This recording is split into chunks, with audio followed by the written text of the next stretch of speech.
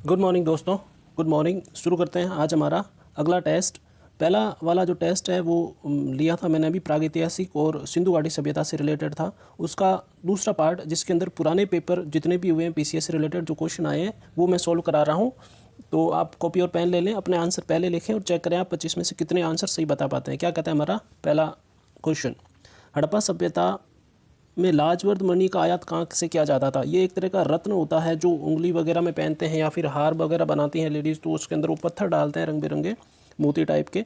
तो ये कहाँ से मंगाते थे? 4 ऑप्शन है, आप आराम से देखें इनको। मैं आंसर बताता हूँ। इसका आंसर ए है, बदख्शां। ये अफ़गानिस्तान में पड़ता है। अफ़गानिस्तान में बदख्शां है जहाँ से लाजवर्द मणि बहुत फेमस थी, वहाँ से मंगाते थे। और बलूचिस्तान भी वही है पाकिस्तान में। औरंगाबाद हमारे महाराष्ट्र वाला, दहीमाबाद भी वही इंडिया का है, ये महाराष्ट्र में साउथ पार्ट। क्या कहते हैं हमारा दूसरा क्वेश्चन, हड़प्पा सभ्यता में पक्की मिट्टी की मूर्तियों का निर्माण किस विधि से किया जाता था? क्या एक सांचा पद्धति थी, 2 सांचा थी, चिकोटी थी या फिर जोड़कर बनाते थे? तो इसका आंसर है सी, चिकोटी पद्धति थी। उससे जो है मूर्तियाँ बनाई जाती थी, मिट्टी की मूर्ति। ठीक है, वैसे मूर्ति और जो मुद्राएं हैं वो सेल खड़ी की फेमस थी यहाँ की, लेकिन ये क्वेश्चन ये कह रहा है कि जो पक्की मिट्टी की जो मूर्तियाँ बनाई जाती थी उसके लिए जो विधि काम में लेते थे उस विधि को हम चिकोटी विधि कहते थे, चिकोटी। नेक्स्ट, भारत में मानव का सर्वप्रथम साक्ष्य कहाँ से मिलता है? मानव का सर्वप्रथम साक्ष्य तो नीलगिरी पहाड़ियाँ, नल्ला मल्ला पहाड़ियाँ, शिवालिक पहाड़ियाँ और नर्मदा घाटी। तो वैसे जब मैं क्वेश्चन सॉल्व करवाता हूँ तो उसके साथ में बहुत सारी एक्स्ट्रा चीज़ें बताता हूँ। वहाँ लगभग सारे क्वेश्चन के आंसर आपको मिल जाएंगे पुराने आए हुए। तो आप पुराने वीडियो एक बार ठीक से देखें, और एक बार में वीडियो देखने से आपके सारे कंसेप्ट क्लियर नहीं होंगे, तो 2-3 दिन बाद आप रिवीजन पे डालें इन टेस्ट को भी। ये अपने आप में बहुत सारे फैक्ट हैं, आपको किसी भी एग्ज़ाम में बहुत हेल्प करेंगे।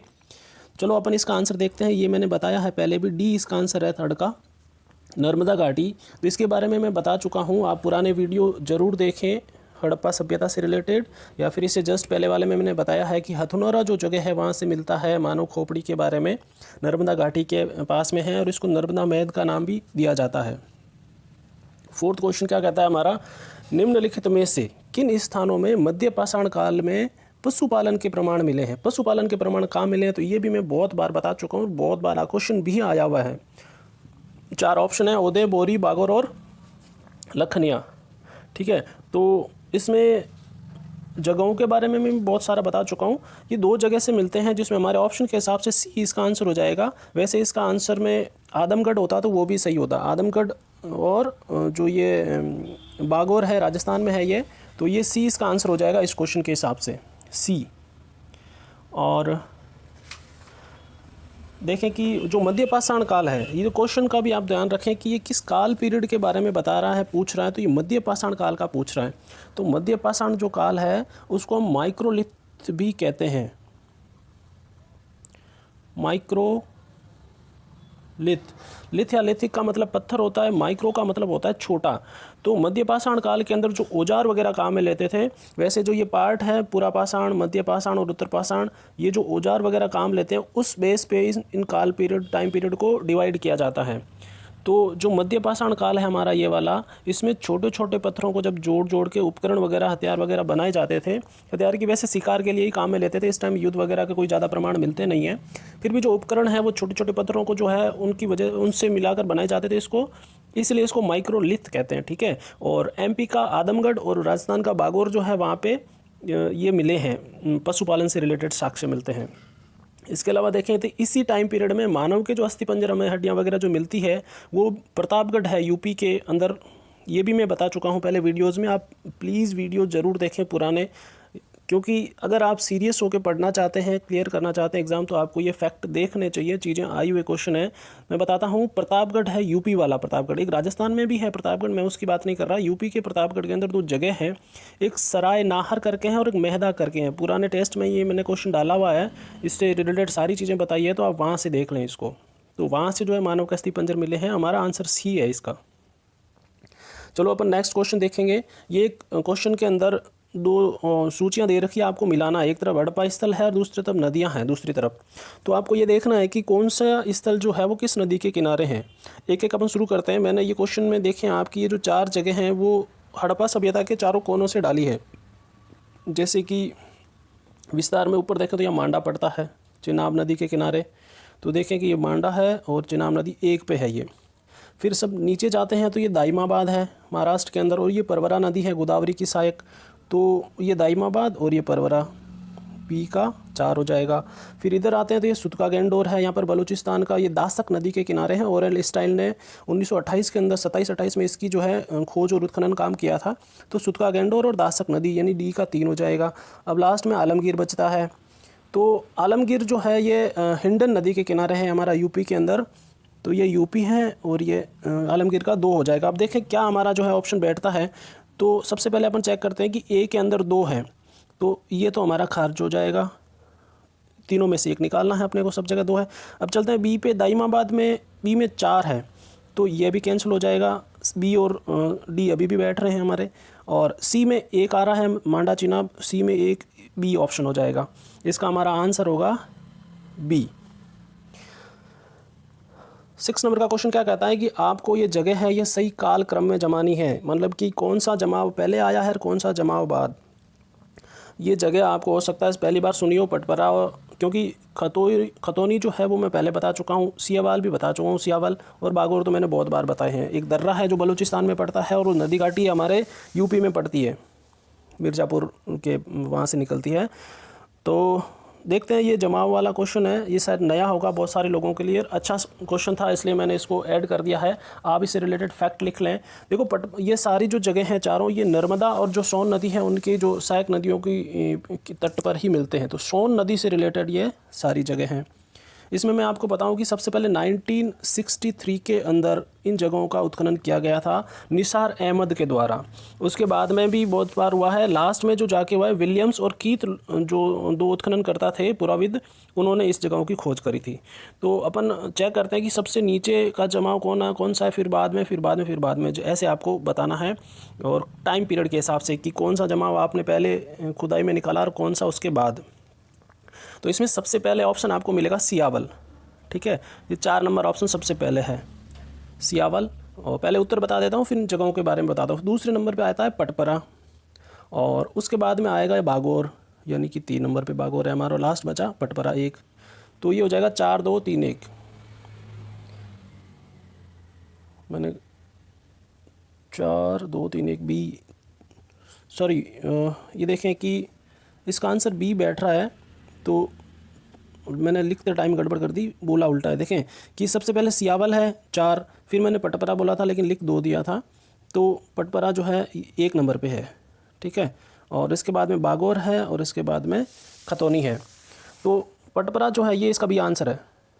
पटपरा जो है ये एमपी के अंदर एक सीधी करके एक ज़िला है, वहाँ पड़ता है जमाव। खतौनी जो है वो सोन और रेही जो नदियां हैं उनके संगम पर ये मिलता है। बागोर मैं बहुत बार बता चुका हूँ, सोन नदी के किनारे है हमारा यूपी के अंदर मिर्ज़ापुर में।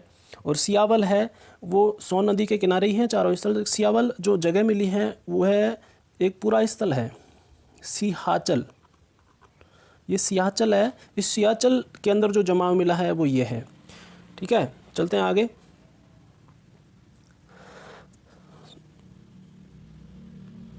सेवन नंबर का क्वेश्चन क्या है, ताम्र पत्थर यानी कि ताम्रपाषाण काल में महाराष्ट्र के लोग मृतक के शरीर को किस तरफ रखकर दफनाते थे। यानी कि क्या वो सर उत्तर और पैर दक्षिण की तरफ रखते थे, या फिर पश्चिम में सर रखते थे, या फिर दक्षिण में या पूर्व में, किस तरफ इनको रखते थे।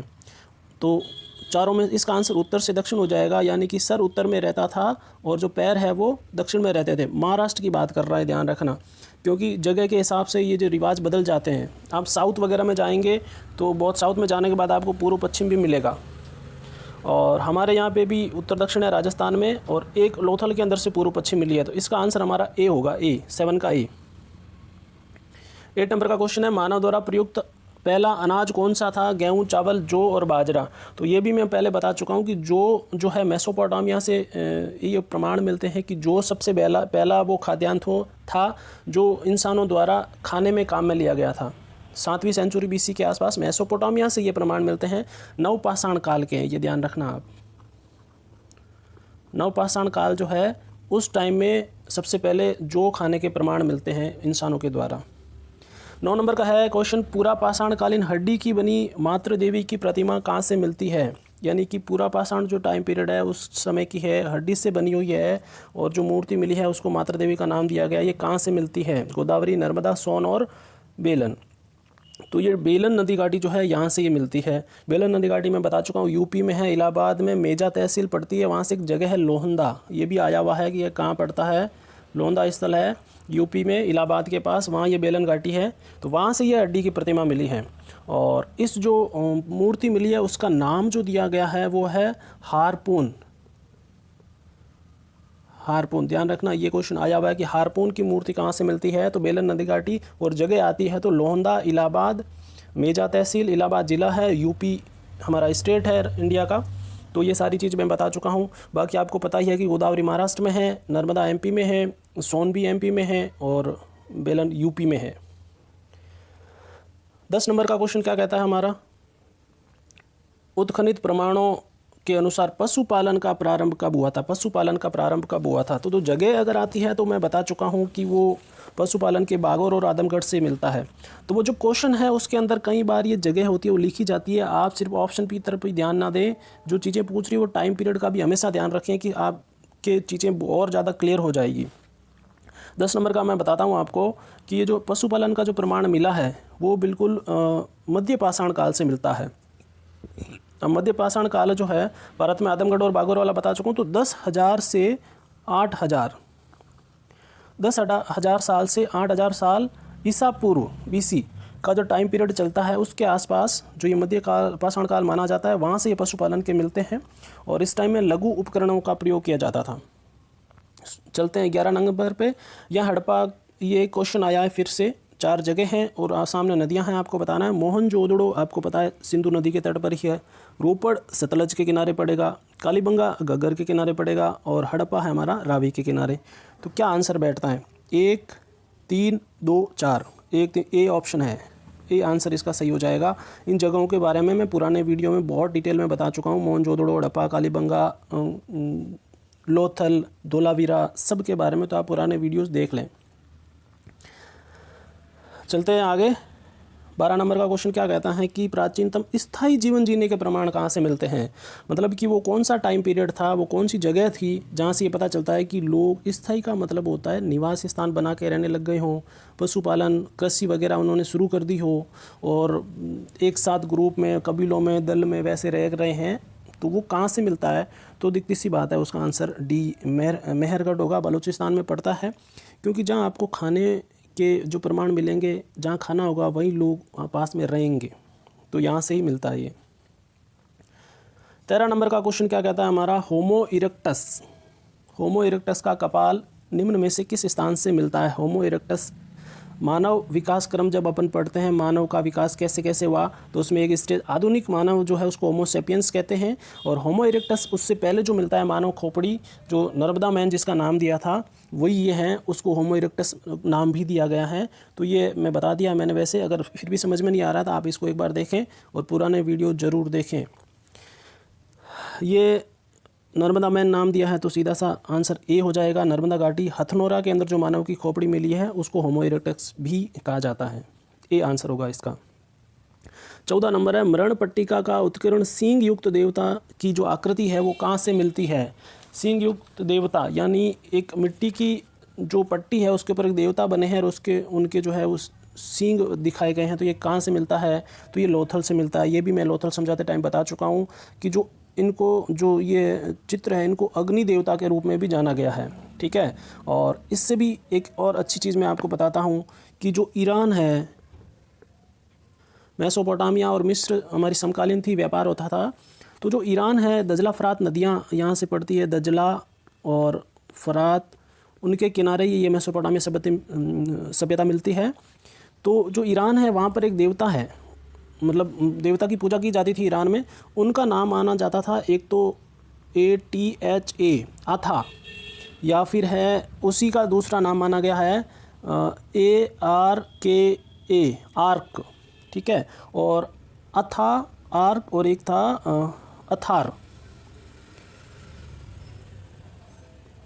अथार। ठीक है। तो ये नाम ईरानी देवताओं के हैं, इससे संबंधित बताए गए हैं। सिंह वाले जो देवता है, तो ये माना गया कि ईरान में जो ये देवता है आरकाथा वगैरह, उसी का प्रतिरूप यही है। और भारत के अंदर जो हड़प्पा सभ्यता में ये अग्नि देवता का एक रूप माना गया है। तो ये कहाँ से मिला है? लोथल से। सी ऑप्शन सही हो जाएगा इसका। चलते हैं 15 नंबर पे। सिंधु सभ्यता के मापक किस गुणज बार में के हैं? मापने के जो तोल होते हैं वो एवरेज किस हिसाब से चलते हैं? तो 14, 10, 16 और 8 में से आपको बताना है। इसका आंसर 16 हो जाएगा। वैसे मैं तोल का रेशियो बताता हूँ, अनुपात 1, 2, 4, 8, 16, 32, 64, 64, 160, 160 और 208 और 320 और ये ऐसे कंटिन्यू चलेगा। यानी कि वो संख्या के तोल माप मिलते हैं, या तो उस संख्या का पूरा भाग 16 में जाता है, या फिर 16 का भाग उस संख्या में जाता है। ठीक है, जैसे 208 आपको अटपटा लगेगा, लेकिन जब 16 की टेबल बोलेंगे तो 208 पूरा भाग जाएगा। तो 16 का भाग जिसमें जा रहा है, या फिर जिस संख्या का भाग 16 में जाता है, वो 16 का गुणज हो जाता है। तो 16 इसका आंसर हो जाएगा। 60 नंबर क्वेश्चन पे चलते हैं। खाद्यान्नों की कृषि सबसे पहले कहाँ मिलती हैं, प्रारंभ हुई थी? कौन सा वो टाइम पीरियड था जब खाने के, जो मैं पहले एक क्वेश्चन आया था उसमें मैं बता चुका हूँ, खाने के लिए जौ का प्रयोग किया गया था मेसोपोटामिया में 7वीं सेंचुरी के आसपास। तो उससे आप थोड़ा बहुत आइडिया लगा सकते हैं कि मैंने 7000 BC बोला है, तो 7000 BC बलूचिस्तान वगैरह है, तो ये नवपाषाण काल का टाइम था। 9 से 7 के बीच में लगभग पड़ता है, 10 से 8 के आसपास। तो ये देखें कि नवपाषाण काल में 9000 BC के आसपास इसके बारे में मिलता है। भारत में इसको 4000 BC माना जाता है। ये ध्यान रखना, आप किताबों में जब अलग मिलता है तो उसका रीज़न है कि जब विश्व क्षेत्र पे यानी वैश्विक क्राइटेरिया से देखते हैं तो इस काल को 9000 BC से भी मानते हैं।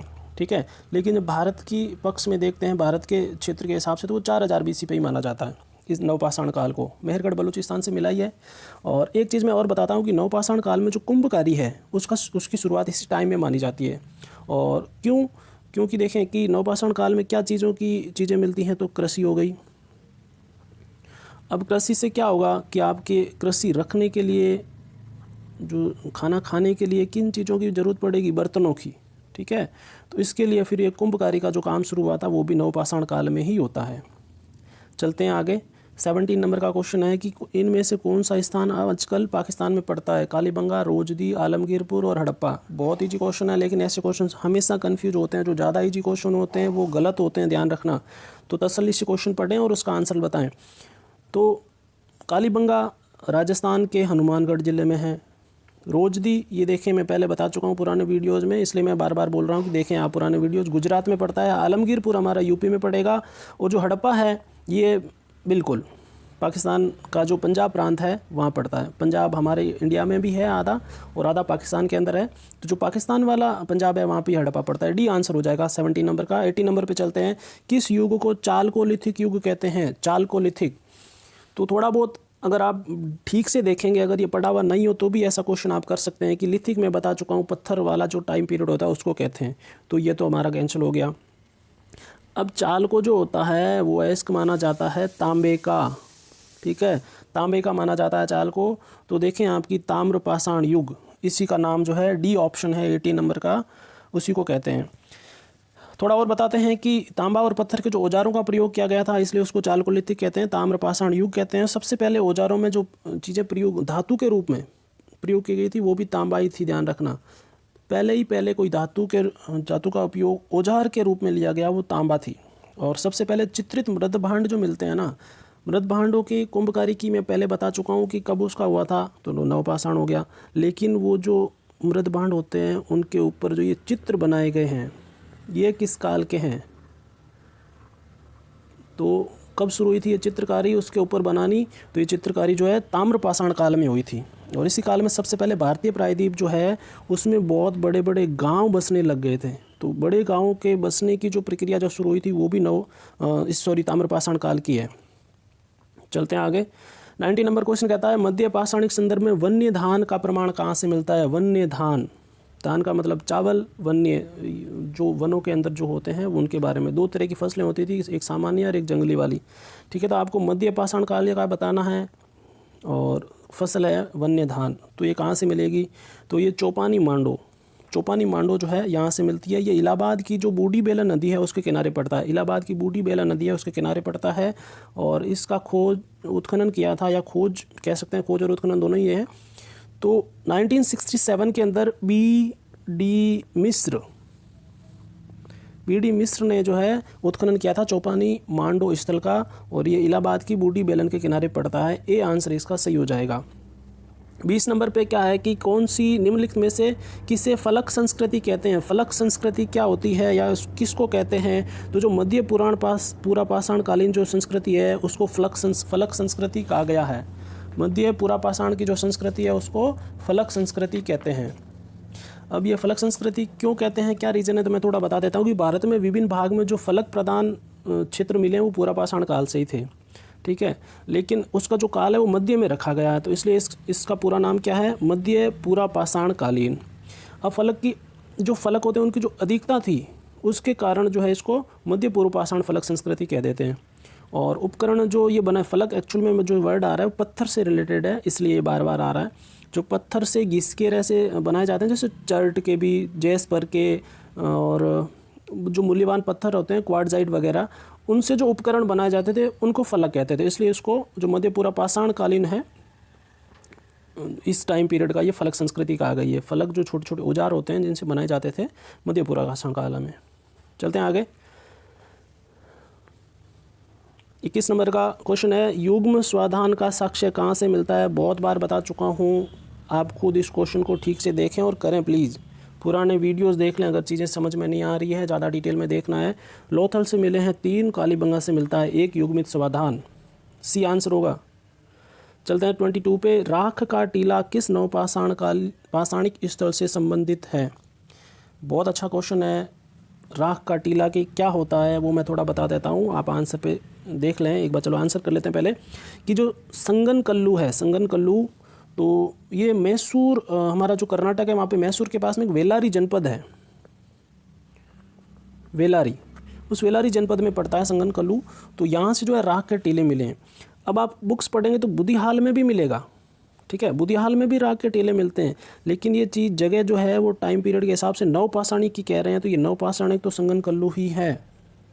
जो बुधियाल जो है वहाँ से मिले तो हैं, लेकिन वो मध्य पूरा पाषाण काल के हैं। मध्य पाषाण काल को जो टाइम था उस टाइम का है ये बुधिहाल, ठीक है। और ब्रह्मगिरी जो है वहाँ पे एक मानव कब्र मिली है, और कोल्डी हवा से चावल के जो है साक्ष्य मिलते हैं, और संगन कल्लू मैसूर में पड़ता है, ठीक है। राख के टीले क्या होता है कि पुराने टाइम में ऐसा माना जाता था कि जब लोग रहते थे 1 या 2 ऋतु में, फिर वो यहाँ से आगे चले जाते थे जहाँ अपने रहने पानी और खाने की व्यवस्था होती थी, फिर वहाँ रहते थे, फिर आगे चल जाते थे, पशुओं वगैरह को साथ ले लेके चलते थे। तो जैसे मान लेते हैं ये रहने की जो जगह बनाई, यहाँ पास में ये पशु वगैरह इन लोगों ने रखे, तो लगभग 4-6 महीने लोग रहते थे। तो पशुओं के जो बाड़े होते थे उनके आसपास में जो जगह होती थी उन जगहों पे इन पशुओं के गोबर डाल देते थे, ये लोग इकट्ठा हो जाता था।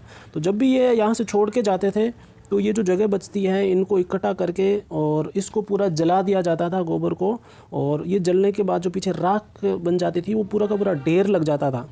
फिर वो कहीं और जाते, फिर वहाँ ये ढेर हो जाते। तो जहाँ जहाँ से ढेर मिले हैं उसके बारे में ये चीज़ें पूछी गई है, कहाँ से मिलता है।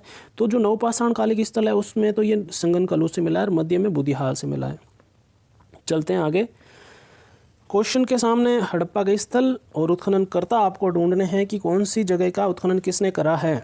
आराम से आप देख लें, मैं आंसर बता रहा हूँ कि मोहनजोदड़ो को जब आप शुरू करते हैं, सबसे पहले से शुरू करेंगे तो हड़प्पा वो स्थान है जहाँ सबसे पहले उत्खनन हुआ था 1921 के अंदर दयाराम साहनी और जॉन मार्शल के नेतृत्व में। तो 4 का 1 जिस हिसाब से तो आंसर हमारा आ गया है। फिर भी अपन चेक करते हैं कि उसके बाद अगले ही साल 1922 के अंदर राखालदास बनर्जी जो है उन्होंने मोहनजोदड़ो की करी थी। कालीबंगा अमलानंद घोष के नाम से उत्खनन करता है, और इसके बाद खोज करता है। उत्खननकर्ता में अगर बीबी लाल और बी के थापर भी आता है तो भी वो सही हो जाता है, ठीक है। तो यहाँ पे 2 नाम और ऐड कर सकते हैं, तीनों में से कोई जो नाम आएगा उससे काम चल जाता है। फिर चौथा ऑप्शन रोपड़ है तो यज्ञदत्त शर्मा हमारा हो जाता है, बी इसका आंसर हो जाएगा। 3 4 2 1, ठीक है। वैसे एक ऑप्शन से काम चल गया था, तो इस टाइप के क्वेश्चन में थोड़ा आप वैसे भी चेक कर सकते हैं कि किस हिसाब से करेंगे तो कौन सा आंसर बैठ जाता है। ज़रूरी नहीं है आपको सारी चीज़ आए, पर कोशिश ये रहे कि सारी चीज़ ही आए। चलते हैं आगे। निम्न में से कौन से हड़प्पीय स्थल कच्छ में है। कच्छ गुजरात की जगह है, वहाँ से मिलता है। ये आया हुआ क्वेश्चन है, बहुत ऐसे दिमाग हिला देता है क्योंकि हम गुजरात पढ़ के छोड़ देते हैं। अब पता चला कि क्वेश्चन गुजरात में तो चारों ही है, अब क्या। तो अब थोड़ा सा आपको अगर क्वेश्चन थोड़ा टफ हो या कहते हैं डीप टाइप के जो क्वेश्चन होते हैं वो यही होते हैं। अब आपको ये देखना है कच्छ में कौन कौन से पढ़ते हैं, बाकी कहाँ हैं फिर। जैसे लोथल का पढ़ाते टाइम में कई बार बोलता हूँ कि अहमदाबाद में बोगा नदी के किनारे हैं और खंबात वाला क्षेत्र लगता है, तो इसका मतलब 3 नंबर तो इसका होगा नहीं। तो 3 इसमें भी है, 3 इसमें भी है और 3 इसमें भी है। आंसर हमारा सीधा सीधा बन गया कि 1 और 2 देसलपुर और धोलावीरा, यही हमारा आंसर है। लोथल रोजदी ये जो है ये खंबात क्षेत्र में आता है, ठीक है, खंबात वाला क्षेत्र एक, और इसमें है रंगपुर। रोजदी, लोथल और रंगपुर ये खंबात क्षेत्र में है। देसलपुर, धोलावीरा और एक है सुरकोटड़ा, ये तीनों पढ़ते हैं कच्छ वाले में। तो ए ऑप्शन हो जाएगा हमारा आंसर। आज का लास्ट क्वेश्चन क्या कहता है हमारा, किस स्थान पर सिंधु घाटी सभ्यता से संबंधित विख्यात ऋषभ मुद्रा प्राप्त हुई है। ऋषभ एक्चुअल में जो सांड होता है उसको ऋषभ कहते हैं। तो कौन सा जो है जगह है जहाँ पे सिंधु घाटी सभ्यता से संबंधित ये मुद्रा मिली है जिस पर ये ऋषभ बना हुआ है, तो ये है मोहनजोदड़ो। ये भी मैं बहुत डिटेल में बता चुका हूँ इस सारी जगहों को, तो आप पुराने वीडियोस देख लें और प्लीज़ कोशिश करें कि आप इन चीज़ों को थोड़ा शेयर करें ताकि मुझे वीडियो बनाने में थोड़ी हिम्मत मिले और लगे कि हाँ मुझे टाइम से चीज़ें अपडेट करनी है। जितने ज़्यादा लोग देखेंगे उतने ज़्यादा लोगों को फ़ायदा होगा और मुझे भी लगेगा हाँ मैं जो मेहनत कर रहा हूँ उसका रिज़ल्ट आ रहा है। बहुत सारे लोग जल्दी जल्दी मांगते हैं कि सर टेस्ट डालो, सर टेस्ट डालो, तो सिर्फ टेस्ट डालने से कुछ नहीं होगा। आप टॉपिक पढ़ते जाएं, मैं टॉपिक वाइज ही डालूंगा, इधर उधर से क्वेश्चन नहीं डालता। अब अगला जो टेस्ट होगा हमारा वैदिक काल से रिलेटेड होगा और कोशिश करूँगा कि थोड़े उसमें ज़्यादा क्वेश्चन लेने की कोशिश करूँ, पर ये चीज़ें आप प्लीज़ थोड़े ज़्यादा लोगों तक पहुँचाएँ ताकि मुझे लगे कि 200-300 से कुछ नहीं होता है, थोड़ा सा इम्प्रूवमेंट होना चाहिए, वरना फिर मुझे मेरी तैयारी में ही लगना पड़ेगा। और चलो, थैंक यू वेरी मच।